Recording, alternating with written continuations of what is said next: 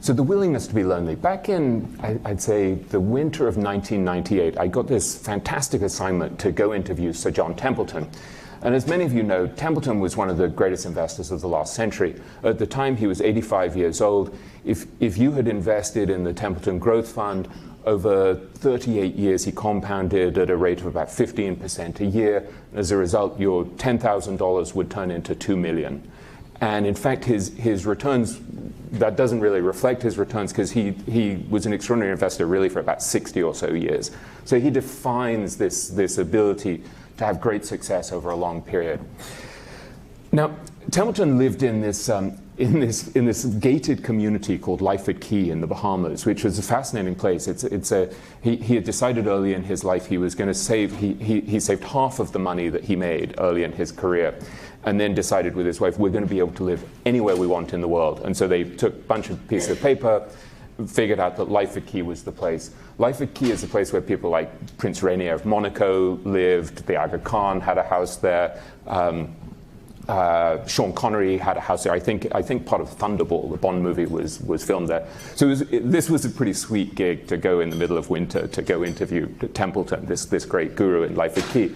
And I remember as I came up to his house, there's actually, as you walked along the porch of his house, an electronic dog starts barking. And I had this quandary whether I should out him in this article as having this fake security, which of course I did mention in the article. So Templeton is kind of this giant at this period, right? This 85-year-old who was really the pioneer of international investing. He was the first great fund manager in America to venture abroad and say, why should I just be looking for bargains in the US? So the most memorable experience, strangely, with Templeton was not, in fact, anything that he said. It was watching him one morning when he was exercising, and he didn't actually know that I was there. So I'm on the beach in Lyford Key. This is a very tough assignment. And I hide behind a palm tree because I'm worried that he's going to see that I'm there. And he's in the water. He would do this for 45 minutes every day for many years. And he's in the water up to here, and he's pumping his arms and his legs like this. And he just looks ridiculous. He's wearing this hat with this crazy visor sticking out there and these ear flaps down here, and his face is slathered with sun cream, which he hasn't bothered to rub in. And as I'm watching this, I'm just thinking, this is kind of this extraordinary side. I thought I was going to see this kind of heroic sort of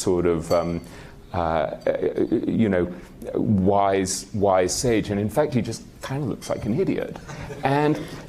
And when I got home to New York, I'm thinking about this, and I'm thinking, actually, this is the key to Templeton. What I realized Templeton really embodies is this willingness to be lonely, this willingness to say, this is how I do things, this is a way to act that actually makes sense to me, there's a really efficient exercise. I don't care what anybody thinks of me. And it's an extraordinarily powerful way to think, and this became kind of a metaphor for me when I started thinking about the great investors.